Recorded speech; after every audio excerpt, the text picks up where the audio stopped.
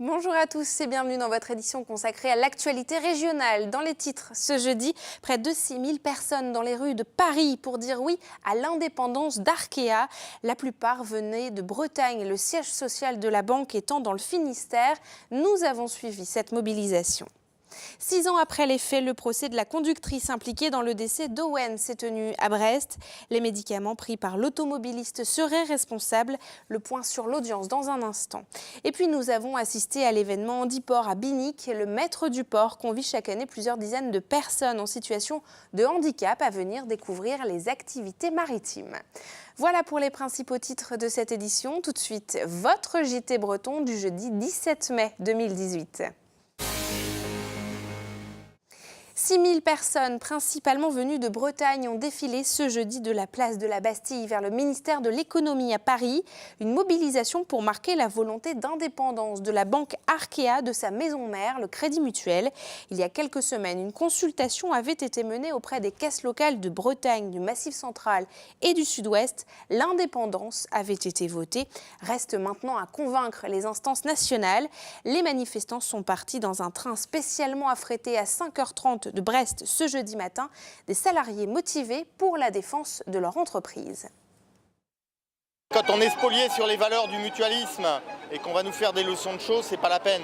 On sait le faire, notre mutualisme, on va le défendre, on va porter haut les couleurs d'un mutualisme régional, revendiqué depuis pas mal d'années, puis des résultats qui sont là pour le prouver. Il faut penser à notre entreprise et il faut penser aux emplois, au bassin brestois, parce qu'à un moment donné, qui dit fusion, dit doublon de métier, et qui dit doublon de métier, forcément il y a des gens qui resteront sur le carreau, des gens, des familles, et la suite on connaît.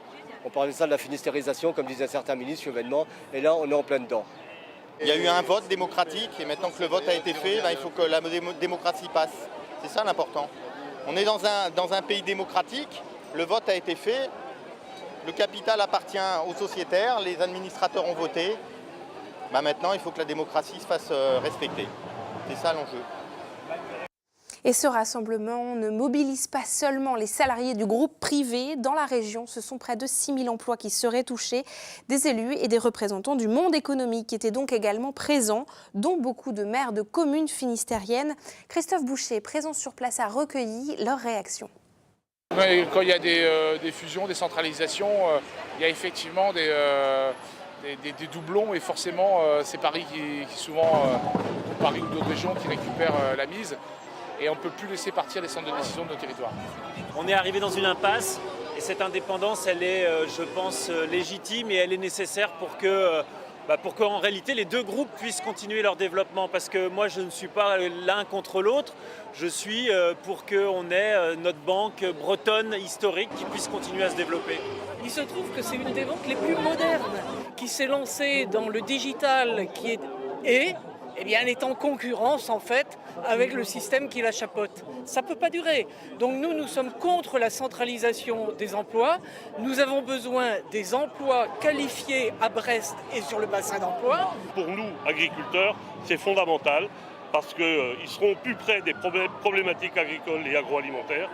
Si demain, c'est Paris qui décide, c'est un déclin annoncé de notre économie bretonne. Cette manifestation a tout son sens, faire en sorte que la Bretagne ait les leviers pour pouvoir décider elle-même sur ce qui lui est important et l'économie est évidemment, avec la création de richesses, l'indispensable pour un territoire.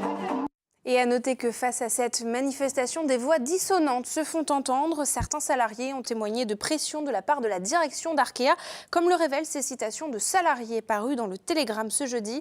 Je cite, « La direction générale en CCE a tenu ses propos. Cela ne peut pas être gris, c'est noir ou blanc. Je veux connaître personnellement l'avis de chacun. Vous êtes avec moi ou contre moi ?» Ils pointent aussi, ces salariés, les risques d'une indépendance pour leur groupe bancaire. C'est un Brexit bancaire avec la même intoxication, la même désinformation en amont et qui aura le même résultat au final, une super gueule de bois. Les autorités bancaires ont de leur côté réaffirmé le 14 mai leur inquiétude quant à cette indépendance. Nous vous l'annoncions hier, c'est ce jeudi que s'est ouvert le procès de la conductrice impliquée dans un accident de la route il y a 6 ans.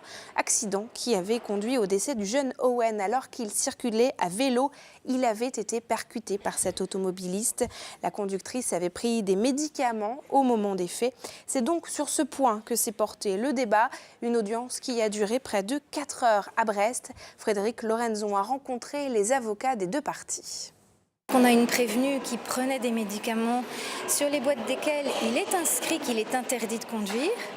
Elle a délibérément pris sa voiture, comme le font sans doute des centaines d'autres personnes. Et c'est un problème de santé autant que de sécurité publique, parce que des personnes comme la prévenue, il y en a des dizaines, voire des centaines. Et lorsqu'elles prennent leur voiture, ce sont des bombes à retardement et ce sont vraiment des instruments de mort. Il n'y a pas d'autre mot. Non, McLean n'a jamais contesté sa responsabilité dans le cadre de cette affaire. Tout simplement, et c'est difficile à comprendre et je le conçois fort bien pour les parties civiles, c'est qu'elle n'avait pas connaissance de la dangerosité des médicaments qu'elle prenait, à telle enseigne que jamais elle n'a eu un malaise au volant. Et c'est la première fois qu'elle a eu un malaise au volant. J'en veux pour preuve ce que disent les témoins qui sont entendus dans le cadre de cette affaire. Le tribunal a mis en délibéré la décision. Elle sera rendue le 3 juillet. Les parents d'Owen ont, depuis le décès de leur fils, créé une association pour mettre en avant l'impact des médicaments dans les accidents de la route. Car cette audience pose la question, peut-on conduire sous usage des médicaments? La législation les classe en 3 catégories représentées par des pictogrammes. Les professionnels de santé sont tenus d'informer les patients. Mais la mesure semble peu pratiquée, comme nous l'explique le président de l'Ordre des pharmaciens de Bretagne. Il y a un pictogramme qui figure sur l'ensemble des boîtes de ces médicaments. 3 niveaux.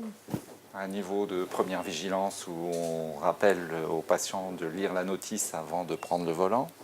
Un deuxième niveau où il est conseillé de demander à un professionnel de santé l'avis avant de s'engager à prendre le volant. Et puis un niveau 3 où l'on demande de ne pas conduire sauf avis du médecin. Maintenant, c'est vrai que sur les médicaments, on est obligé de mettre un certain nombre d'informations sur chaque boîte et trop de pictogrammes finiront par ne plus être lisibles. Je pense que maintenant, il faut communiquer auprès des gens et peut-être une campagne nationale auprès de l'ensemble de la population pour que chacun d'entre nous prenne conscience du risque d'abaissement de sa vigilance en fonction de médicaments qu'il prendrait ou qu'il est susceptible de prendre serait peut-être le bienvenu et une étape supplémentaire. Et c'est le moment de retrouver votre chronique La Bretagne en 5 infos. Aujourd'hui, parmi les images, le report des examens à l'université de Rennes 2. Jérôme Gallo nous en dit plus. Pas d'examen ce jeudi matin à Rennes 2. 150 à 300 étudiants ont empêché la tenue des partiels en bloquant les entrées de l'université. Dans la journée, une assemblée générale de 400 étudiants a voté un nouveau blocage illimité de Rennes 2. Quant à Sciences Po Rennes, la direction a décidé que les examens se dérouleront la semaine prochaine via Internet. Le chauffeur du détenu qui s'est évadé de la prison de Brest a été interpellé mercredi soir. Visiblement dépassé par les événements, il s'est rendu de lui-même au commissariat.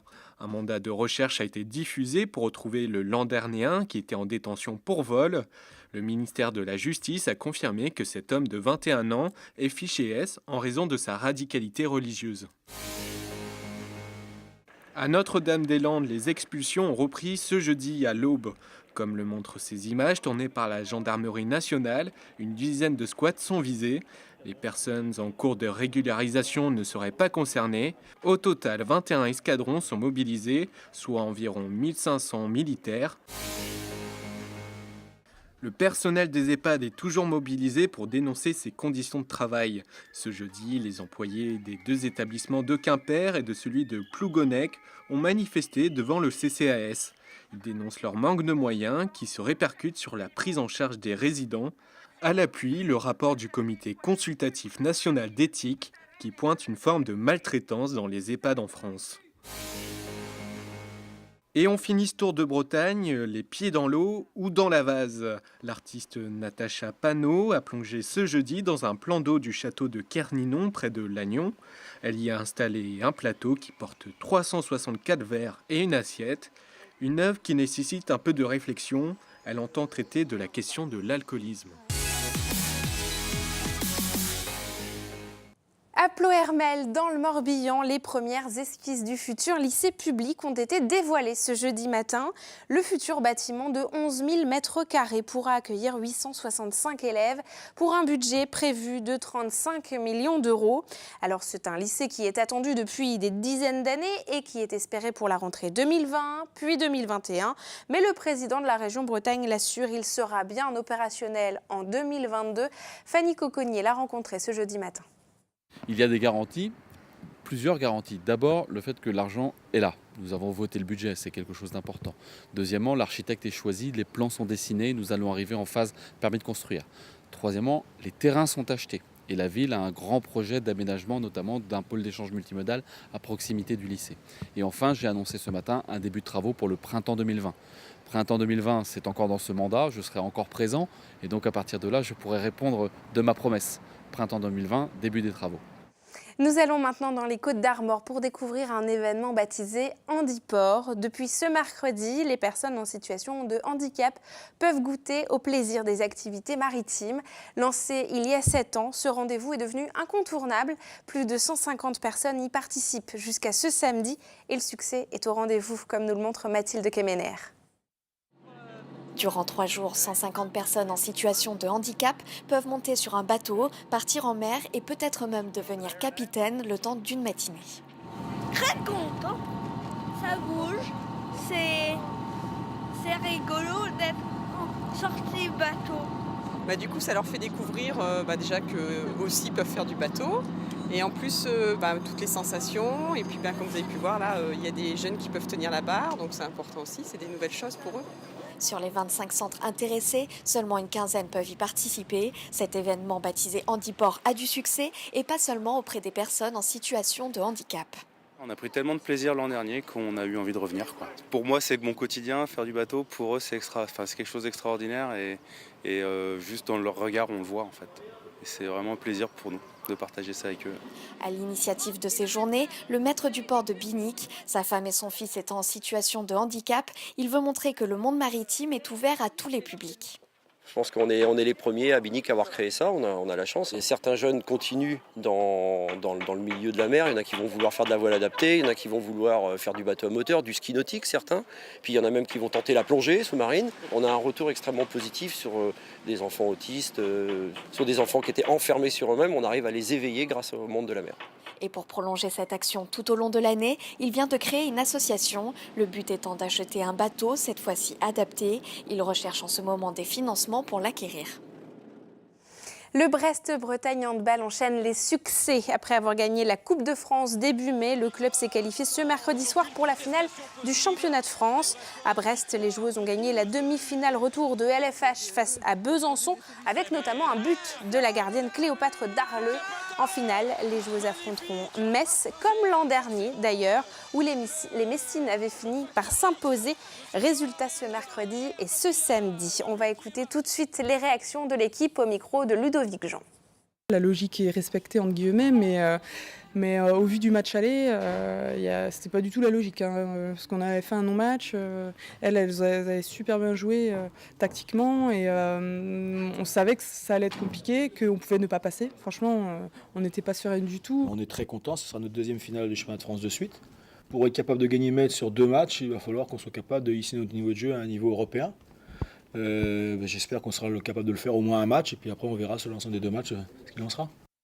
Et c'est la fin de cette édition. Merci de nous avoir suivis. Prochain rendez-vous demain à 19h. D'ici là, passez une excellente soirée sur TBO et TB Sud.